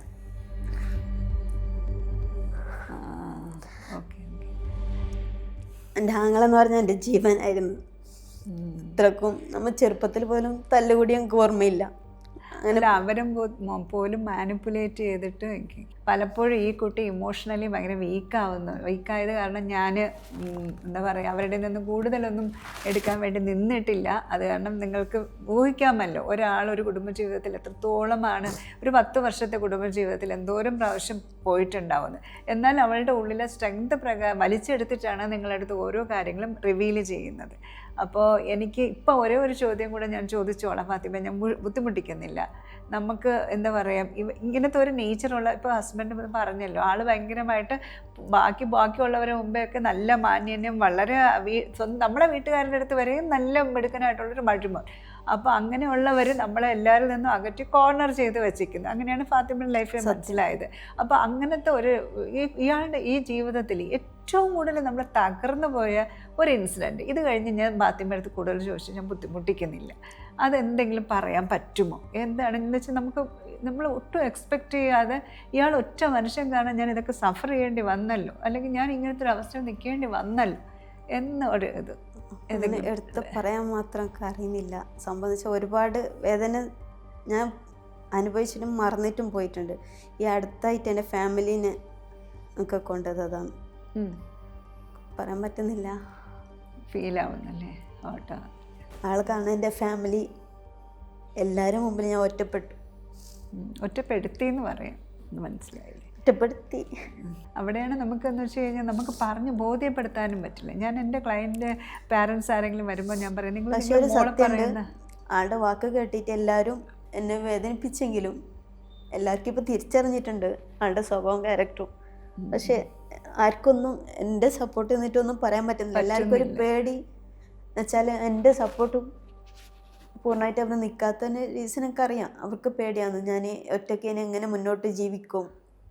2 മക്കളുണ്ടല്ലോ, ഇപ്പോൾ എപ്പം പറയുന്ന വാക്കതാണ്, 2 മക്കളുണ്ടല്ലോ, ചെറുതല്ലേ, നീ ഒരു പെണ്ണല്ലേ, എങ്ങനെ അവർക്കത് എങ്ങനെ എൻ്റെ കാര്യം ഓർത്തിട്ട് വേദനയാന്ന് അതിപ്പോൾ മനസ്സിലാകുന്നുണ്ട്. പക്ഷേ എൻ്റെ മുമ്പിൽ അവർക്കൊന്നും പറയാൻ പറ്റുന്നില്ല. അതുകൊണ്ട് അവരും മാറി നിൽക്കുന്നുണ്ട്, ഞാനും മാറി നിൽക്കുന്നുണ്ട്. ഇവിടെയും സാമ്പത്തികം തന്നെയല്ലേ പ്രശ്നം. ഇപ്പോൾ സാമ്പത്തികം എന്തെങ്കിലും സ്വന്തം കാലിൽ നിൽക്കാൻ പറ്റിയിരുന്നെങ്കിൽ ഇപ്പോഴത്തെ ഇത്രയും വേദന ഉണ്ടാവുമായിരുന്നു. അപ്പോൾ നമുക്ക് എല്ലാവരുടെ ഫിനാൻസ് ഒരു ഇഷ്യൂ അല്ലേ ഇത് വന്നിട്ട്? ഫിനാൻഷ്യൽ ഞാനിപ്പോൾ എന്തെങ്കിലും നേടാമെന്ന് വെച്ചാൽ അത് ഇല്ലാണ്ടാക്കാനാണ് ആൾ ശ്രമിക്കുക. ഇപ്പോൾ അതാണ് ടോർച്ചർ. ആളുടെ ഭാഗത്ത് രക്ഷപ്പെടരുത്, വളരരുത് എന്നുള്ളത് ഒരു തരത്തിലും ഞാൻ വളരാൻ പാടില്ല, ഞാൻ ഏർണിങ്സ് ഉണ്ടാക്കാൻ പാടില്ല. എവിടെന്നെങ്കിലും എനിക്ക് ക്യാഷ് വരുന്നുണ്ടോ എന്നിട്ട് അത് അന്വേഷിച്ചുകൊണ്ടിരിക്കുകയാണ്. ഇന്ന് ഈ ഇരുളത്തിൽ നിന്ന് നാളെ ഉറപ്പായിട്ടും ഫാത്തിമ പുറത്തേക്ക് വരട്ടെ എന്ന് വിചാരിക്കുന്നു. അതേപോലെ ഫാത്തിമയെ പോലുള്ള കുറച്ച് പേരെങ്കിലും നമുക്ക് മനസ്സിലാവും ഇങ്ങനത്തെ ഒരു അവസ്ഥയിൽ നേരത്തെ പിടിച്ച് കല്യാണം കഴിക്കുന്നു, വളരെ ചെറിയ പ്രായത്തിന് 2 പിള്ളേരുടെ അമ്മയാവുന്നു, സ്വന്തമായിട്ട് ഇപ്പം ശരിക്കും പറഞ്ഞു കഴിഞ്ഞാൽ വീട്ടുകാരുടെ സഹായവുമില്ല, ഭർത്താവിൻ്റെ വീട്ടിൽ നിന്നൊരു സഹായമില്ല, ഒറ്റയ്ക്കാണ് നിൽക്കുന്നത്. പക്ഷേ കുറേ വഴികളൊക്കെ ഹോപ്പൊക്കെ ഫാത്തിമയ്ക്ക് ഇനിയും ഉണ്ട്. ഇനിയും ഉയരങ്ങളിലേക്ക് വരട്ടെ ഫാത്തിമ.